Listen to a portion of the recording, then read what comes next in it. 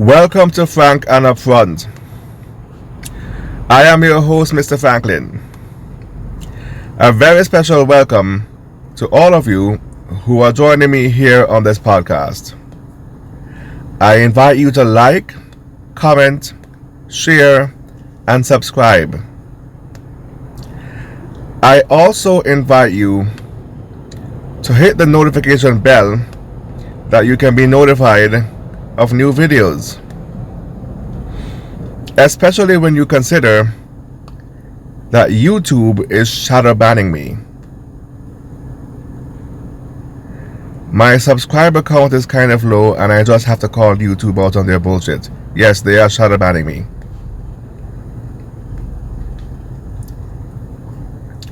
So help me spread the word that the message can reach the right person and we can help those who are in need of a mental floss. A mental floss with an M. Anyhow, today's topic: the overzealous religious nut jobs contributions to black dereliction. Let's begin. Previously on this podcast, on this channel rather, I had said that the poor man's currency is literally his brain and his cognitive function. And then I said again in a separate video that black people are a powerful and mighty race, in the words of the late Marcus Garvey. But our weakness is that we're way too forgiving.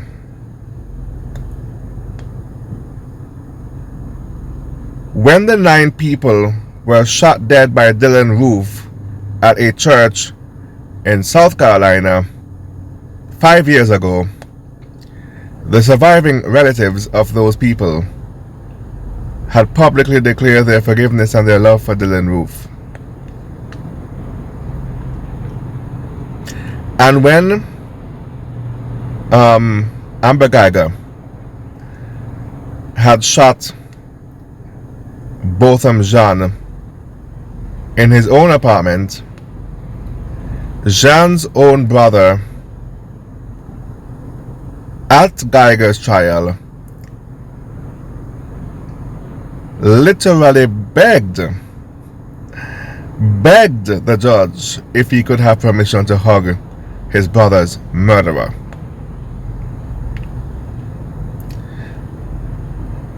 A scene for which I nearly vomited. What a disgusting scene.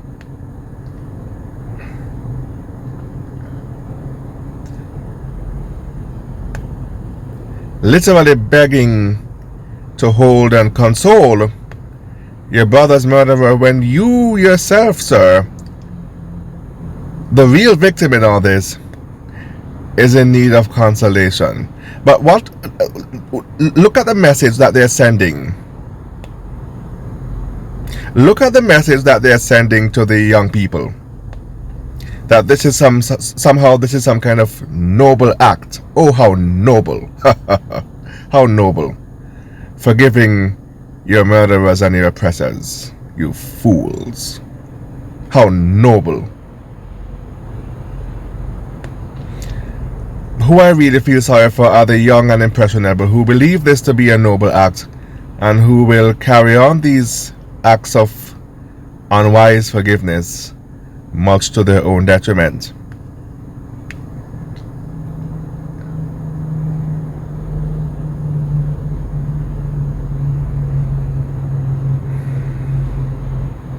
But largely to blame for the forgiving nature of black people and the docile nature is the church. Organized religion in general has been historically proven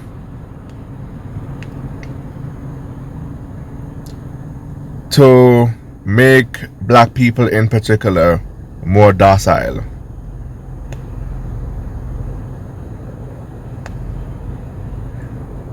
It doesn't matter what kind of organized religion. It doesn't matter if it's Christianity or Islam or Judaism.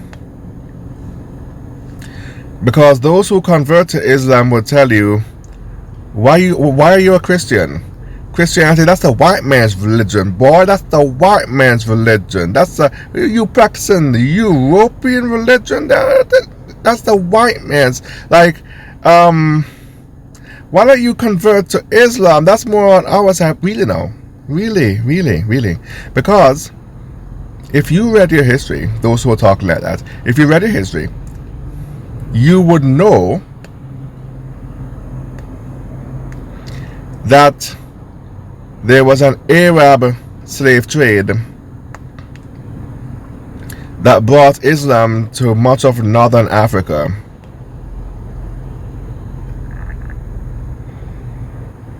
From the Arabian Peninsula. Matter of fact, that is how Islam was brought to Morocco, for which the Moors were able to bring Islam into the Iberian Peninsula. It was brought to Morocco and other parts of northern Africa, Libya, Egypt, and so forth, Algeria, from the Middle East, from the Arabian Peninsula, because of a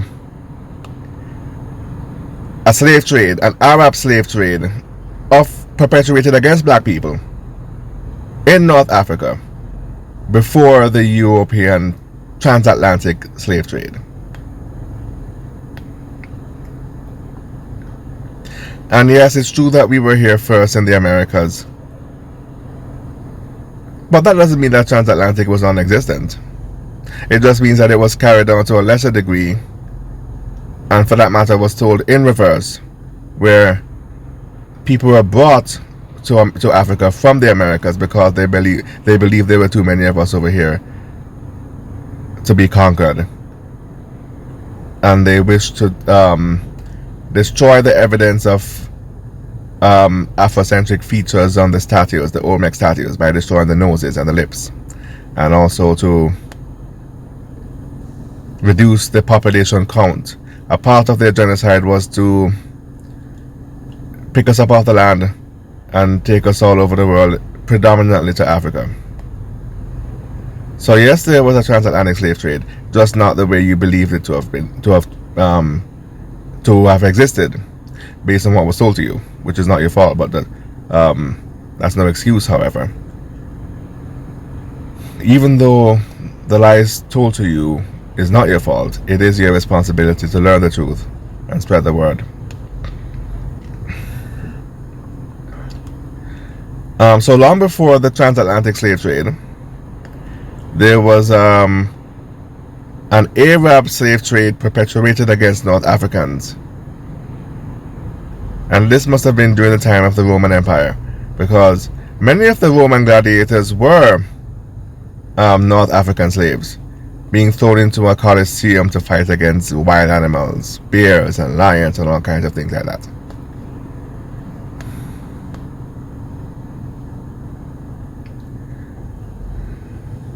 So then for the so-called woke Nation of Islam citizens who are telling you that Christianity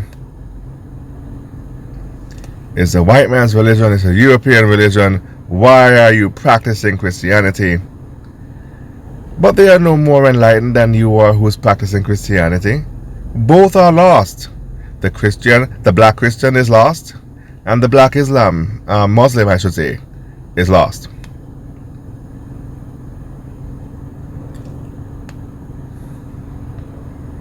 And then you have the black Hebrew Israelites who tell you that we came from Israel, not Africa, and we went through Africa all the way out to the Atlantic coast, where we were captured by the Europeans and brought to the Caribbean and North America. Um, well, their narrative is the one to which I'm most sympathetic, even though I still have to be skeptical. We know that the Semitic Jews you see in like Williamsburg, Brooklyn, with the skull caps and all those Orthodox Jews, we know that they're not the Abraham, Moses, and Jacob, and Isaac and Jacob and Moses do in the Bible. We know that. I mean, based on the majestic stories told about those biblical characters, about how they part the Red Sea with the staff and all kind of things like that, you expect those frugal hypochondriacs in Williamsburg, in Brooklyn, to be parting Red Seas and doing all these majestic feats? And besides, some 3,000 years before sunscreen was invented, how did they survive in the Middle East in those temperatures with their pale skin? So we know that the people representing themselves as Jewish are not the original Hebrew Israelites. My skepticism is having to do with whether black people are the original Hebrew Israelites. I would like to believe that they are, but I have to remain skeptical. After all, I did say in a previous podcast that black people are indigenous to the entire globe, including the Arabian Peninsula and including Israel. It's just about possible that they were onto something. But be that as it may, I am staunchly and feverishly against any organized religion. One can be highly spiritual, as I am,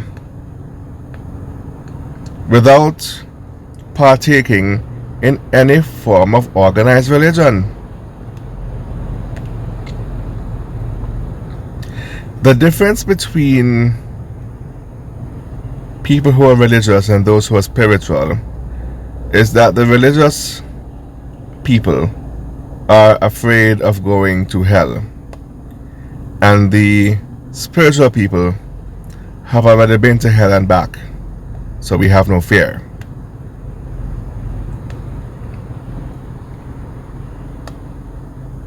One can be highly spiritual without taking part in any organized religion. So then, does that mean that organized religion is redundant?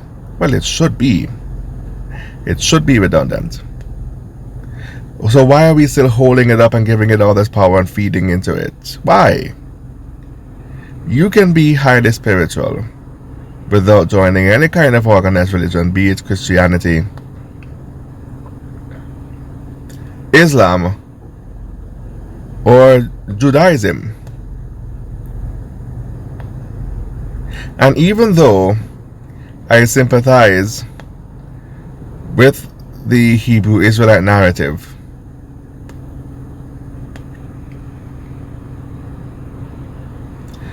it is still a part of organized religion. It's still too much control. No one likes being told what to do. They're telling you what you can or can't eat. When you can or can't do something. No, it's too much control. When to take your Sabbath or your time off, take it whenever you damn well feel like. It's still too much control. One can be highly spiritual, I reiterate, without being a part of any organized religion, and you don't have to fear an eternal consequence, such as going to hell for not being religious. That's rubbish.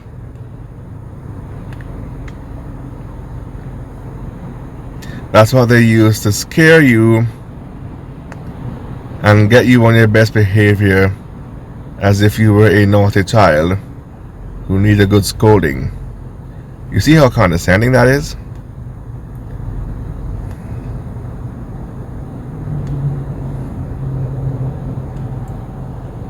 And it's that same fear of eternal hellfire and that same fear of untimely death that they exploit to get us to forgive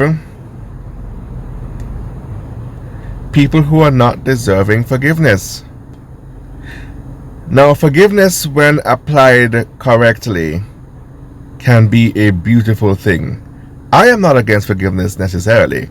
I'm just against forgiving somebody who is not sorry, who never intended to be sorry, and who only wants leverage to continue doing what they're doing unchecked.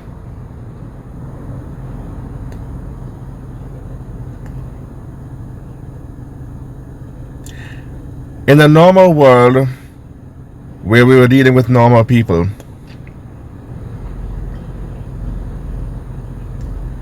we could have been more forgiving, you know. There wouldn't be any real consequences for us being too forgiving under those circumstances. But in this world, forgiveness could get you hurt or killed if you forgive the wrong person.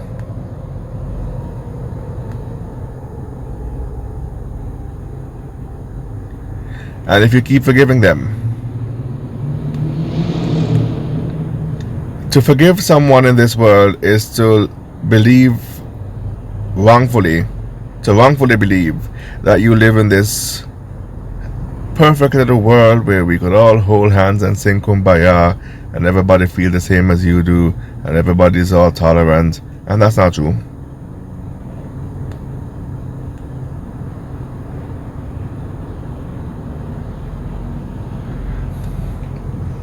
People are xenophobic and intolerant and prejudiced and unforgiving themselves, yet they want your forgiveness though, right?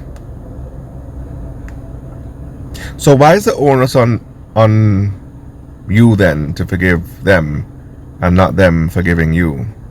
Even though there's nothing to forgive, you probably haven't done any wrong. Or if you did, it was out of retaliation for what they have done. Anyways.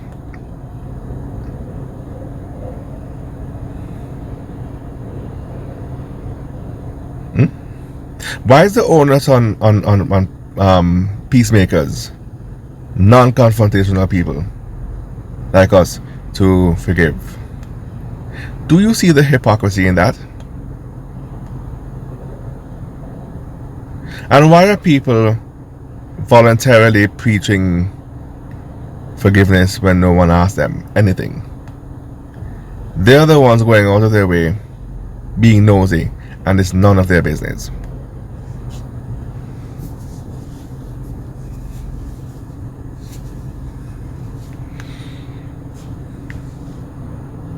Obviously, it must profit them on some level to keep you at a scapegoated level where you foolishly believe that the people who wronged you, people who are not remorseful, are somehow not only deserving your forgiveness but also that they're entitled to it. They literally profit from your naivety, your ignorance. People like that is the reason why the black community cannot thrive. Why is it that in the 1920s, many predominantly black communities had their own businesses, but now in 2020 and beyond, well, not beyond, from about maybe the 80s or so, or the 90s, until the present day, you see Asian businesses, Arab businesses, Italian, Mexican, all these other people from other nations who have business in our community. Where are the black-owned businesses in our own community?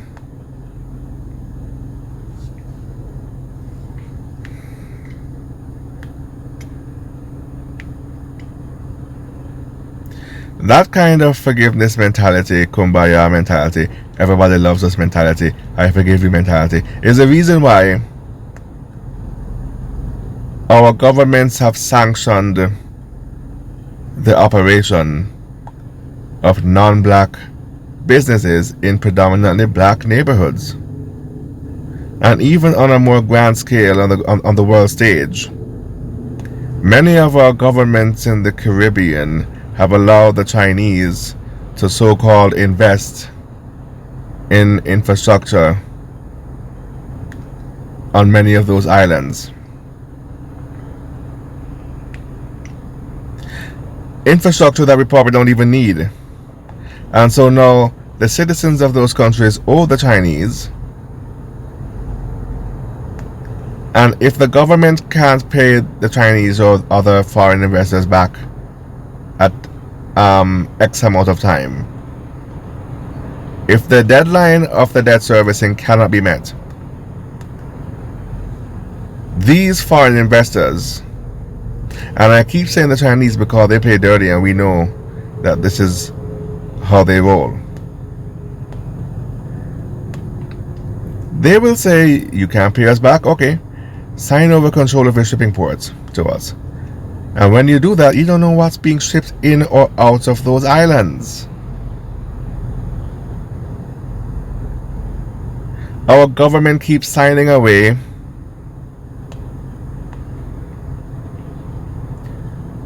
precious resources to foreign investors. Anything the Chinese want, the Jamaican government under Andrew Holness keeps giving it to them. They wanted the Goat Island 7 years ago.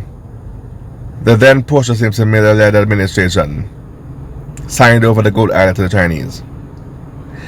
Now in the present day, the Chinese want the cockpit country. And now the Holness administration is quick to sign over control of the cockpit country to the Chinese. But the citizens of Jamaica need to fight to ensure that they do not gain control of the cockpit country. They are now allowed to build freeways in Jamaica, for which we will now owe them for God knows how long.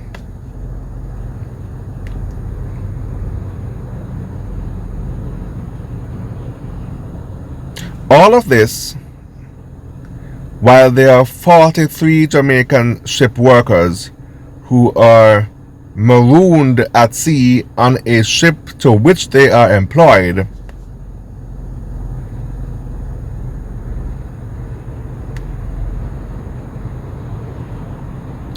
and the government of their own country, the one country that cannot deport you, is your place of birth, and the government of their own country will not take them off the ship when they dock in Jamaican waters.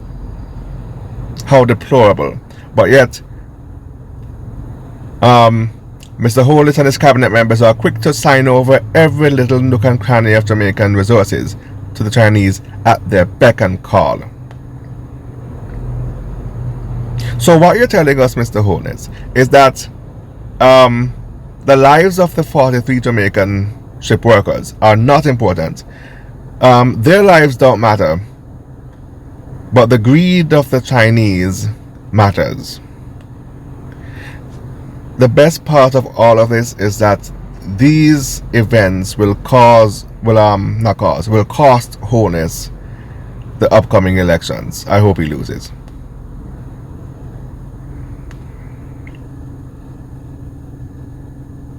Look at how you treat the citizens of your country who are born there, in comparison to how you treat foreign investors. Apparently money talk and bullshit walks. Isn't that right? Because that's the message that the world is receiving. This is what happens when people with a forgiveness mentality are allowed to gain political power in our community and in our individual countries as well. These are prime examples of what happens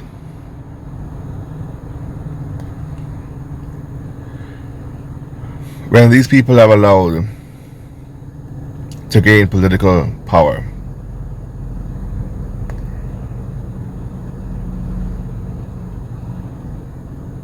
They sell out the resources of our communities or even our countries to foreign investors. And the citizens get very little to nothing back in return. And then, to add insult to injury, they are denying you entry to the one country who cannot deport you, your place of birth. The place where your navel string cut is the one place that cannot deport you.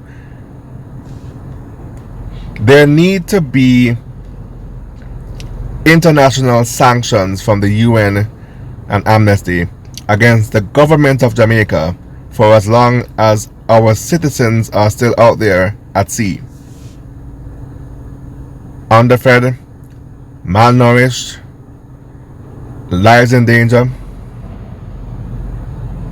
receiving all kind of prejudice. At a time like now, when the whole world has become tribal and everybody is locking down their borders and looking out for their own, our government is turning away their own citizens in favor of allowing foreign investors to build infrastructure that we never even asked for on our island.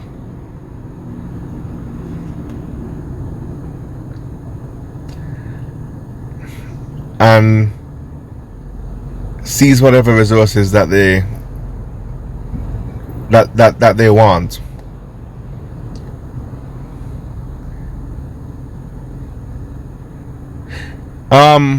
And all of this coon behavior being displayed by our government is deeply rooted in self-hatred. We don't like our own kind. As SoFlo said on his channel, we don't even see the God in ourselves. We are being sold the image of this white Jesus. We don't see the God in ourselves and each other. That's why it's so easy for us to do that and disrespect each other in favor of those who we regard as being superior to us based on something as minuscule as their physical phenotype. What a pile of rubbish. And these people who run our government is so-called so educated, and at the very core of all of this fake education, they suffer from deep-seated self-hatred. Yet they would tell you the world loves us, everybody's our friend, kumbaya, forgive your enemies and pray for them. I don't want to cuss redundantly, so let me stop it right there.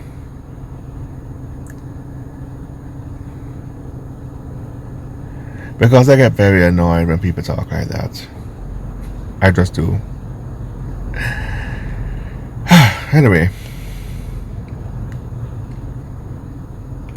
as you can see, my listeners, the coronavirus is forcing the world to become tribal and to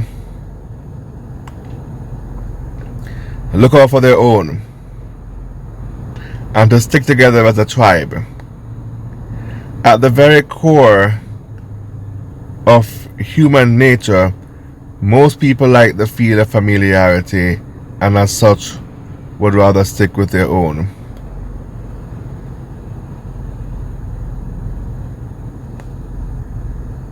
And I can't fault them for that. That's human nature. I can't blame them. Most people want to stick with their own. Nothing wrong with that, as long as you don't try and sabotage other people. Yes, you can compete as it was intended. Even ancient tribes competed for natural resources, as discussed on previous podcasts on this channel. Even ancient tribes, prehistoric tribes, competed. You can compete righteously, but you cannot sabotage the people with whom you compete. That's not right. Can't do that. They have a right to survive just as much as you do. That's my only grouse. But apart from that, people like familiarity. People like being around their own. People feel safer around their own kind. Yes, they'll get experimental. They will try and sample the flavor of some new exciting thing or nationality to them, or especially when the novelty effect is still strong. But ultimately, they're gonna go back home to their own kind. Nothing wrong with that. Humanity is inherently tribal.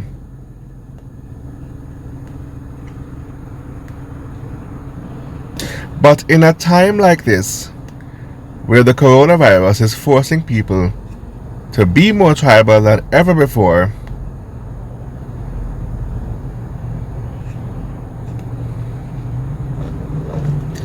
the government of Jamaica has no problem closing their borders to their own citizens, tax-paying citizens who were born there. They could have taken those 43 ship workers on the island and quarantined them at a facility. But no. They shut the borders down. And by the way, people are still flying in and out of Jamaica. But somehow those 43 couldn't dock on Jamaican shores. For some strange reason. Couldn't dock.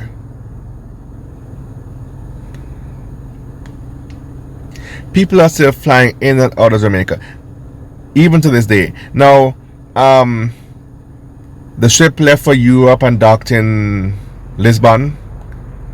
The Portuguese wouldn't accept them, and rightfully so. It's not their citizens, so they're not under any obligation to accept them. Then the ship went to, I suppose it was Southampton in the UK, and the British wouldn't accept them either, and rightfully so. They're not their citizens. They're under no rights, obligation to accept them. There's only one nation on earth that is under any obligation to accept them, and that's the nation for which their navel strings were cut.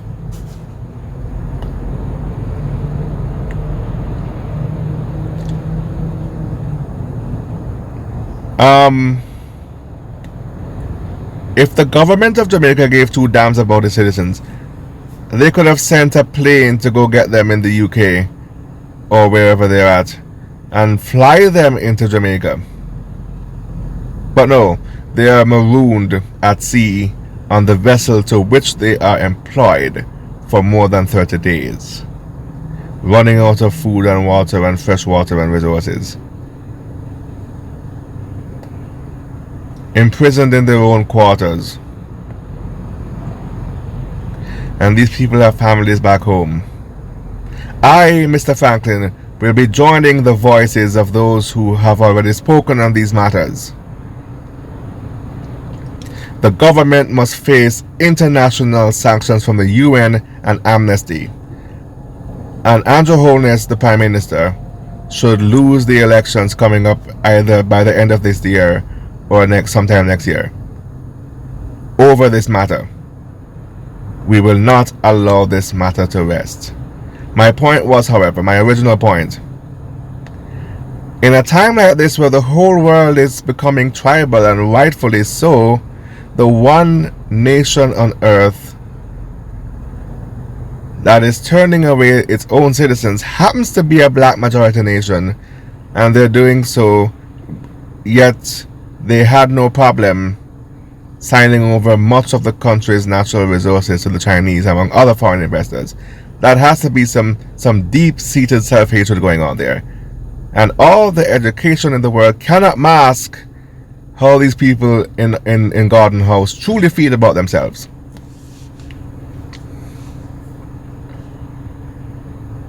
And their citizens.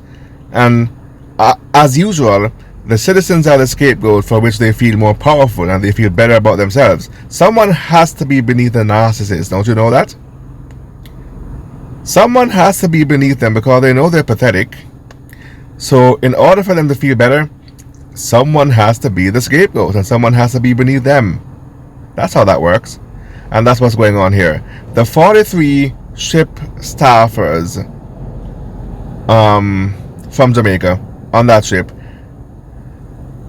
are the scapegoats to help the bigger wigs in that country feel better about themselves. Deep down inside, they know they're pathetic. Understand the psychology of black preachers and community, so-called community leaders, self-appointed community leaders in the black community, who preach forgiveness. That right there is the exact kind of mentality that they have.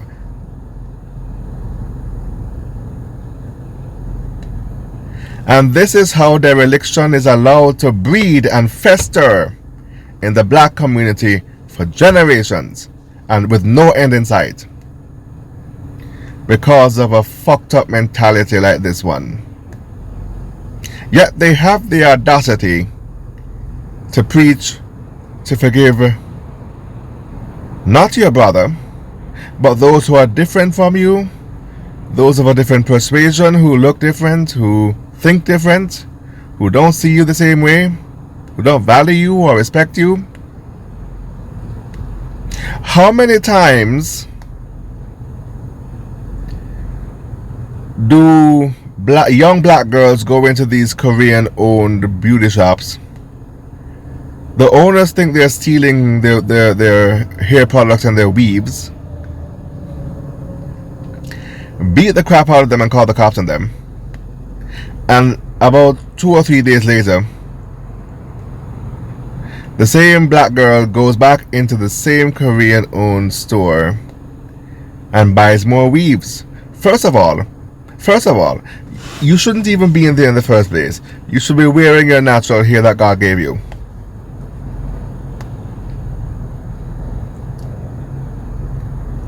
Second of all, those Korean store owners shouldn't be operating a beauty shop in your neighborhood.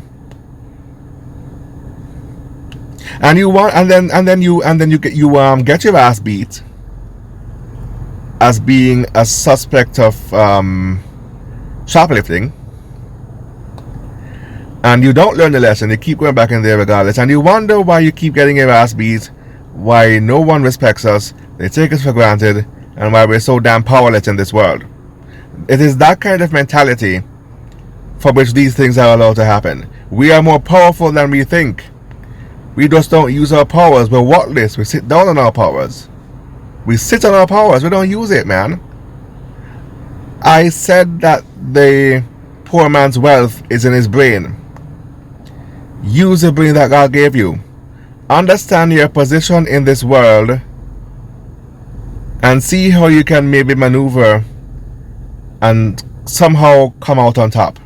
But it requires you using your brain and see how others truly see you. Stop patronizing establishment for which your business is not appreciated. If they keep messing up your order and giving you the wrong items, they don't care. They're feeding you out of a dirty ass kitchen that they don't even clean. Once again, they don't care. They're sneezing and coughing over your food while they're cooking it. Don't care. Overcharging you and under servicing you. They don't care. They're insulting you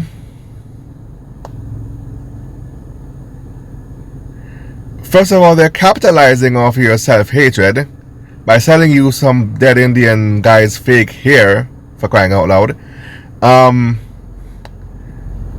Exploiting your self-hatred, insulting you by calling you a damn shoplifter. You know how insulting that is to be a thief? They're calling you a thief and a shoplifter, insulting you, exploiting your self-hatred, and you still go back in there.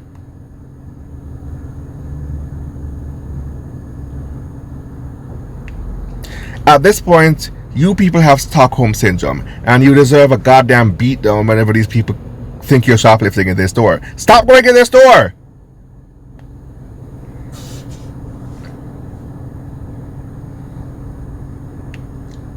If you want them to pack up and leave your neighborhood, stop patronizing them. When their profits start to dwindle, they will have no choice but to close business, and then you could buy out those businesses once they're gone. Did you know that?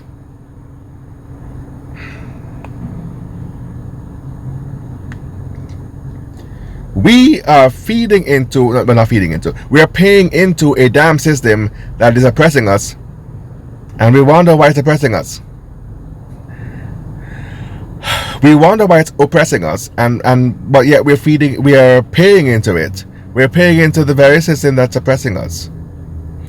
You know, you could boycott those stores and support black businesses, and once their profits dwindle and you stop buying weaves and fake fingernails and rubbish like that, and start actually supporting real black businesses, and their profits start dwindling, you know, they just pack up and leave, and then you could buy out the businesses or the empty lots, the empty storefronts at that point, and set up shop in your own neighborhood. Did you know that?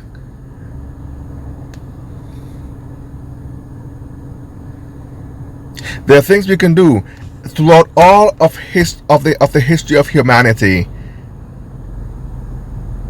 People have been able to gain power by organizing together as a group and being strategic in how they lessen the grip of the oppressor from around their necks. But many of you don't even read. You can read, but you choose not to. Our ancestors couldn't read and wanted to read but couldn't read. Now we can read and choose not to read. What absolute madness. What absolute madness. I tell you something. When you have some spare time, there's a book by Robert Greene. It's called The 48 Laws of Power. I suggest you read it or listen to the free audiobook on YouTube. It will give you well illustrated examples of how people throughout history have been able to use the currency of their brains to loosen the grip of the hangman's noose from around their necks and get ahead in life.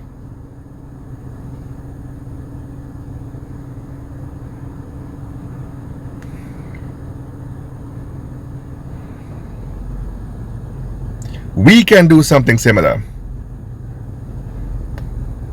but we don't even want to work together. We rather hate and badmouth each other. We don't see the God in each other, though. That's the problem. We rather hate on each other, mistrust each other, badmouth each other, get the crap kicked out of us for being suspected shoplifters in Miss Chin's beauty shop, and then the next day we go back in Miss Chin's beauty shop and buy some more weaves regardless. And all because our minds were programmed from a young age that we should forgive our oppressors, that anybody who is of a lighter hue to us is more superior and therefore entitled to our forgiveness by default of no matter what they did to us. They are defaultly entitled to our forgiveness. And why? Because we don't see the gods in ourselves or each other. We are a powerful people, but we're sitting on our powers, man.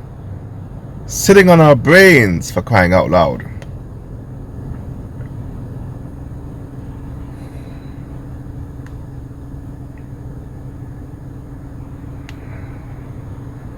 We are literally gods. Lowercase g, demigods, of course. I'm not being blasphemous here. Demigods.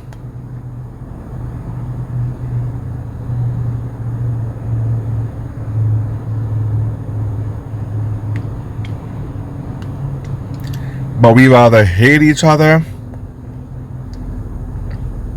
sabotage each other, sabotage each other's business and relationships and love lives, because we're jealous and bad-minded and full of hate for each other.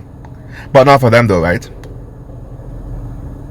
There's enough forgiveness to go around for them, but not for us though, right? Retard. Anyway.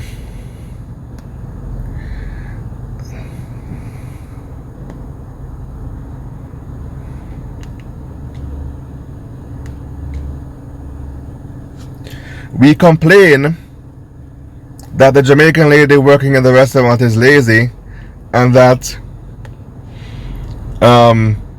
whenever we walk in the store, she look at us like we don't like we're wasting her time. She give us an attitude, and that if we even so much as ask for extra oxtail gravy on the rice, she catch an attitude. Well, you know what? The other nations, many of the people in those nations can't even agree among themselves, but they still conduct business among themselves regardless, despite their flaws, despite the fact that one person probably can't stand the other person. They know that both are Chinese, both are Mexican, both are Italian, both are Arabic, and despite not being able to get along socially, they know that there's strength in circulating the dollar in their own community for as long as possible. So despite their differences, they're not going in there to be bosom chums and make friends with each other. Despite their differences, they are going to go in there and patronize his brother's business, his fellow Chinese man's business, or whoever it is business, to make sure that we can't get that dollar, that it doesn't leave that community, that dollar circulates in that community at least 25 times before it leaves it, because they see the bigger picture and they're loyal to the bigger agenda. If we want to get ahead, we have to start thinking like that too. I'm not going in there to make friends with people. I have a need. They can provide the service. I could pay for the service. I'm going in there to get my needs met through that service and pay for it with a fellow black business person, to make sure I keep the damn dollar circulating in our community for as long as possible.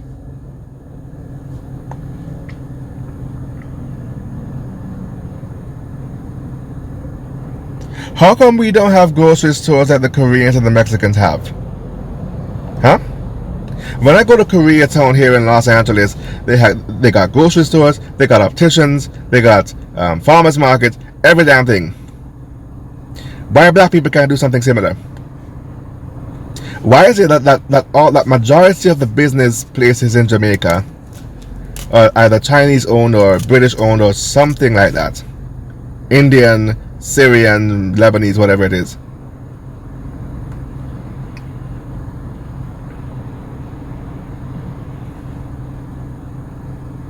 And all because you allow from a very early age this preacher man, this fake white liberal, and this preacher and these feminists, you allow the feminists to brainwash you, the women, to brainwash the women and tell you, you don't need that man, kick that man out of the house. So you kick him out of the house in favor of a welfare check. So now you have a single mother with 3 kids, and the state is feeding you, which means that you are at their mercy, and they can cut off your supplies at any given time to control you.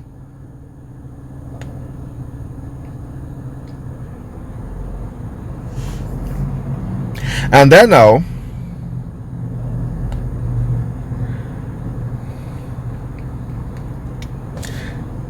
we allow others to come into our neighborhoods and set up shop, and we have very few or no business whatsoever in our own neighborhoods. How many apartment buildings are owned by black people in the black neighborhoods? Why don't we buy out the apartment buildings in the black neighborhoods from the Jewish owners and these other people who own apartment buildings in the black neighborhoods? and we sell to our own and we trade among our own.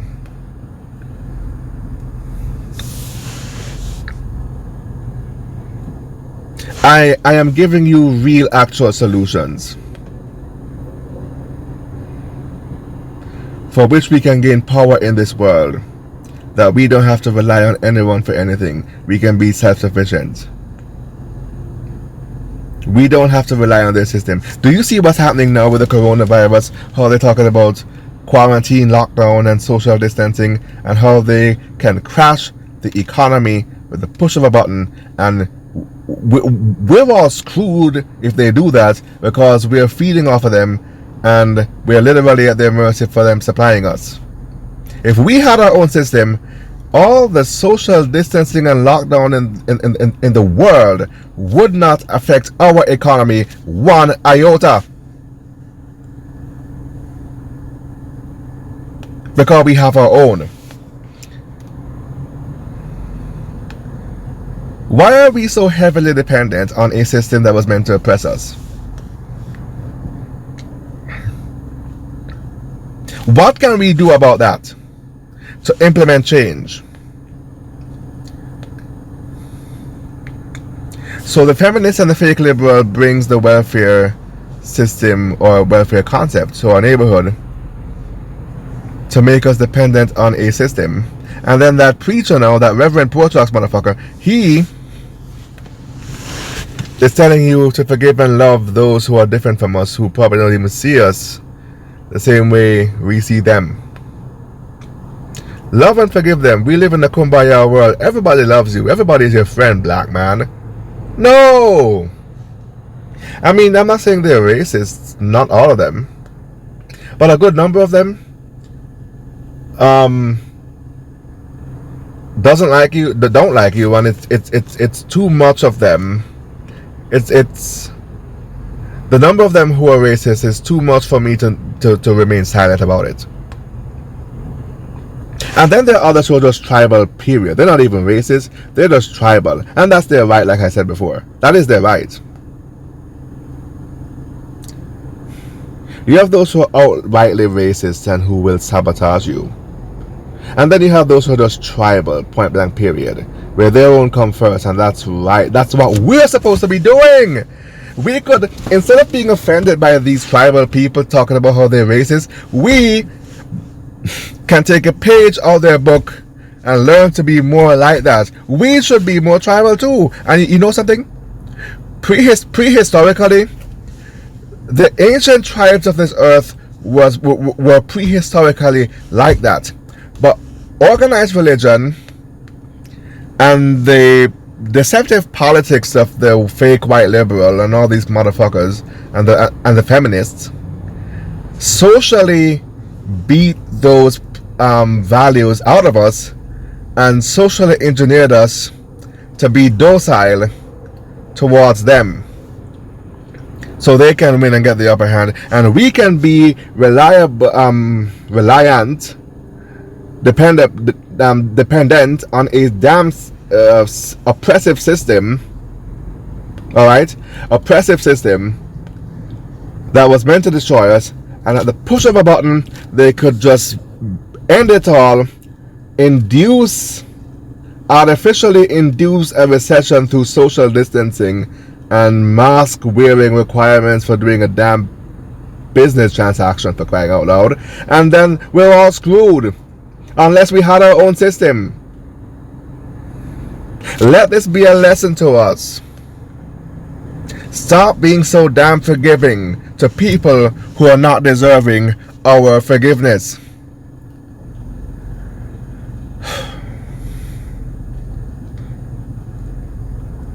Forgive the right people for the right reasons who are truly sorry. But the moment you see a pattern of deception where they're literally counting on your forgiveness so they could keep doing what they're doing unchecked and they don't have to be accountable and they could escape accountability, the moment you see that big blaring huge red flag in your face, they gotta go. Don't fuck with them no more.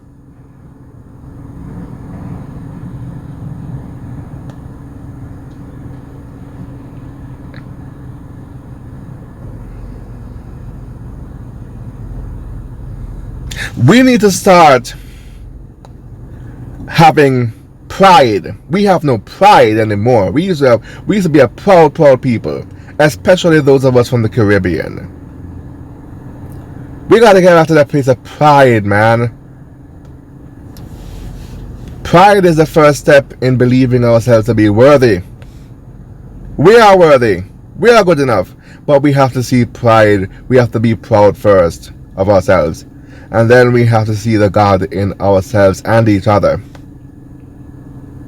And then we have to be comfortable in our own skin and love ourselves for who we are, so that we can stop seeing these other groups as being superior to us based solely on their phenotype, and stop giving them undue forgiveness that they don't even deserve, that they didn't even ask for. And then we should be well on our way to maintaining power and respect in this world.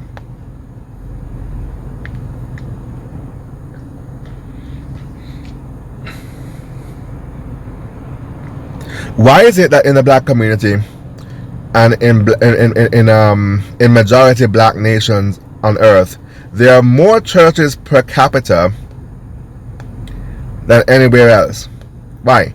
And same as how we can dismantle the foreign-owned businesses in our community, it's the same way we could lock down these churches by boycotting the churches.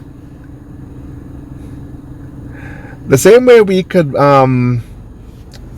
sabotage the profits of the foreign-owned businesses in our community, it's the same way we could lock these churches down if we really don't want them there. Lock it down by boycotting the Sunday services. They will have no choice but to leave after a while. They'll be talking to a cobweb-filled empty pews.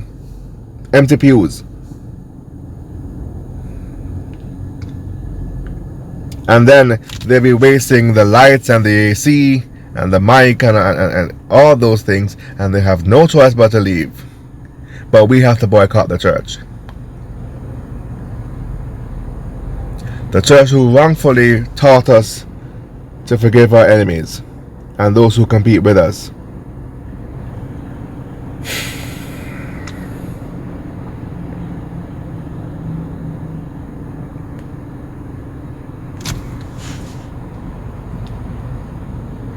We have to see the opportunity in the current situation.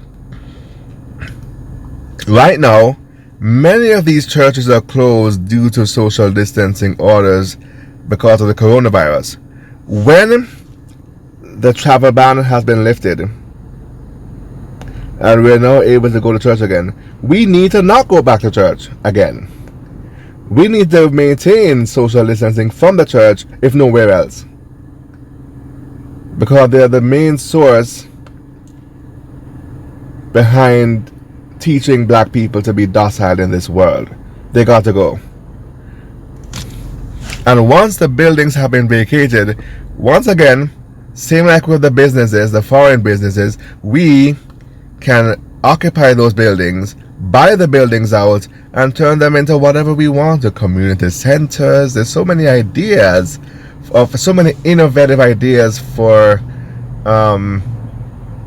what we can actually transform the pre-existing infrastructures of our neighborhoods into, once we actually commandeer our neighborhood as we are rightfully supposed to.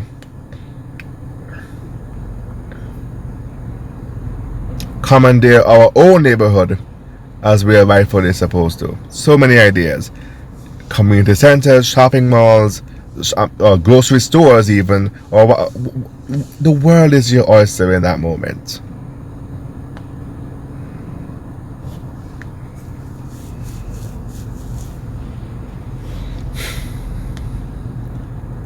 But it starts with changing your mindset about, as it relates to forgiveness, and also how you see others and how we see each other, and most importantly, ourselves.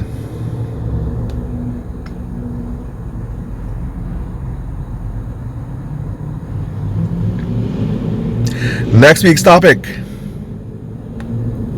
teach the youth them how to live. Teach the youth them how to survive. I hope you join me then. I am Mr. Franklin. This has been Frank and Upfront.